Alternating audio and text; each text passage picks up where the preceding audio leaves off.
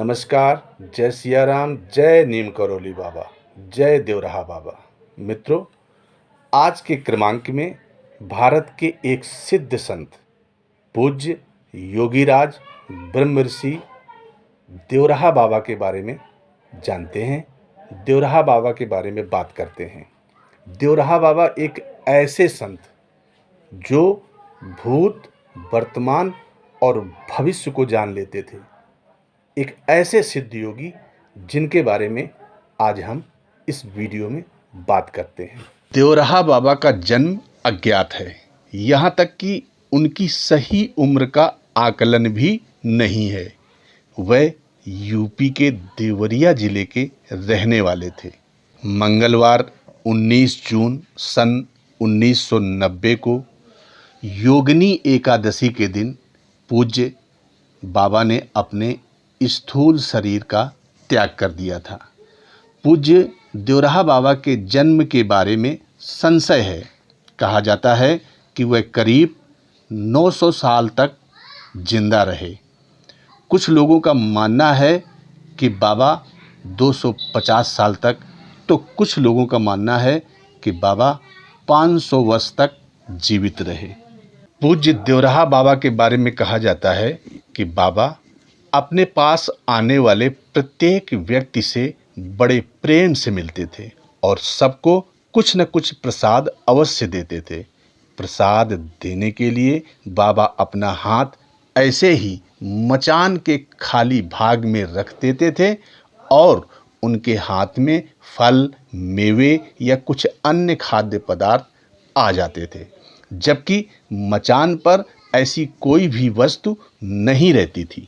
बाबा के भक्तों को कौतूहल होता था कि आखिरकार यह प्रसाद बाबा के हाथ में कहाँ से और कैसे आता है। कहते हैं बाबा को खेचरी मुद्रा सिद्ध थी, जिसकी वजह से पूज्य बाबा एक स्थान से दूसरे स्थान बड़ी सरलता से चले जाते थे। उनके आसपास उगने वाले बबूल के पेड़ों में कांटे नहीं होते थे और यह भी कहा जाता है कि चारों ओर सुगंध ही सुगंध व्याप्त रहती थी।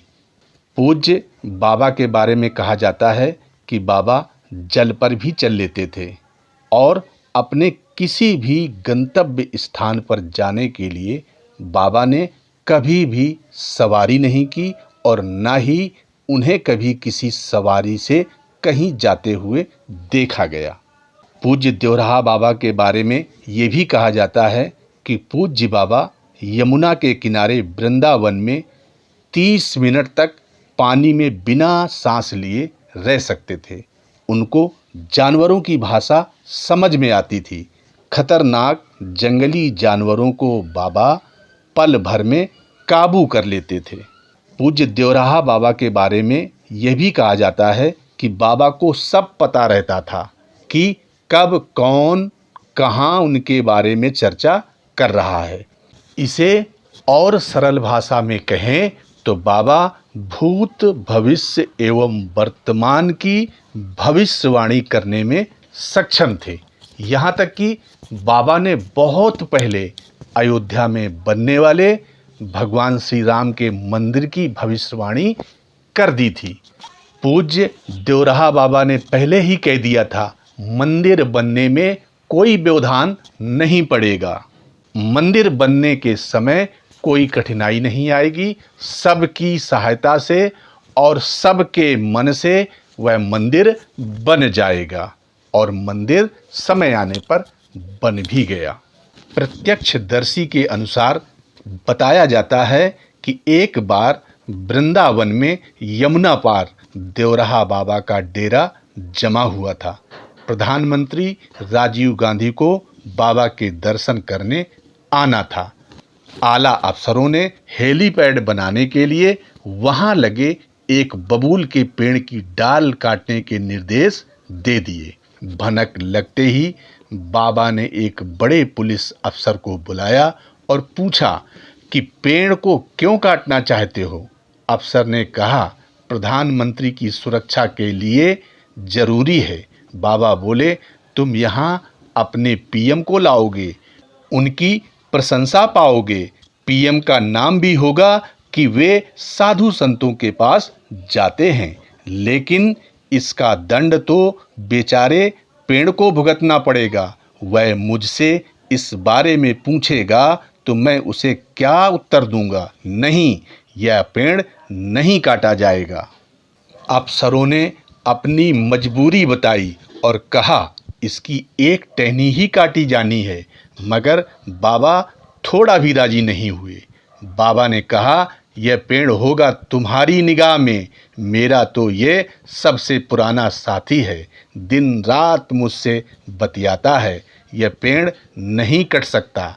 आखिर परेशान अफसरों को बाबा ने ही उन्हें तसल्ली दी और कहा कि घबरा मत, अब पीएम का कार्यक्रम टल जाएगा, तुम्हारे पीएम का कार्यक्रम मैं कैंसिल करा देता हूं। और आश्चर्य की बात कि 2 घंटे बाद ही पीएम ऑफिस से संदेश आ गया कि पीएम का प्रोग्राम स्थगित हो गया है। कुछ हफ्तों बाद राजीव गांधी वहां आए, लेकिन पेड़ नहीं काटा गया। इसे क्या कहेंगे, चमत्कार या संयोग? बाबा के भक्तों में जवाहरलाल नेहरू, लाल बहादुर शास्त्री, इंदिरा गांधी जैसे चर्चित नेताओं के भी नाम शामिल हैं।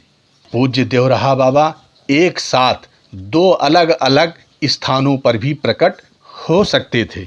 बाबा पल भर में ही कहीं भी चले जाते थे। इसकी वजह खेचरी मुद्रा को माना जाता था। बाबा को किसी ने कहीं आते जाते नहीं देखा था।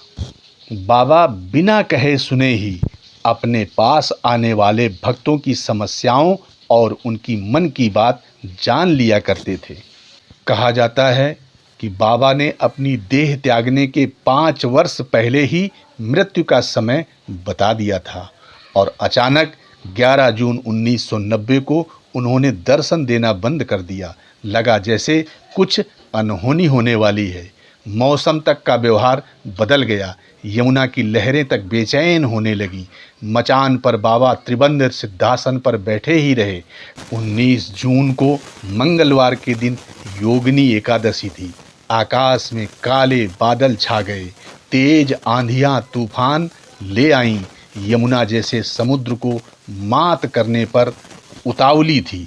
लहरों का उछाल बाबा की मचान तक पहुंचने लगा और इन्हीं सबके बीच शाम 4 बजे बाबा का शरीर स्पंदन रहित हो गया। भक्तों की अपार भीड़ भी प्रकृति के साथ हाहाकार करने लगी। बाबा ने शरीर त्याग दिया। अपने जीवन के अंतिम दिनों में वे मथुरा में ही रहे। ऐसे पूज्य सिद्ध संत को बारंबार प्रणाम। जय देवराहा बाबा, जय नीम करोली बाबा।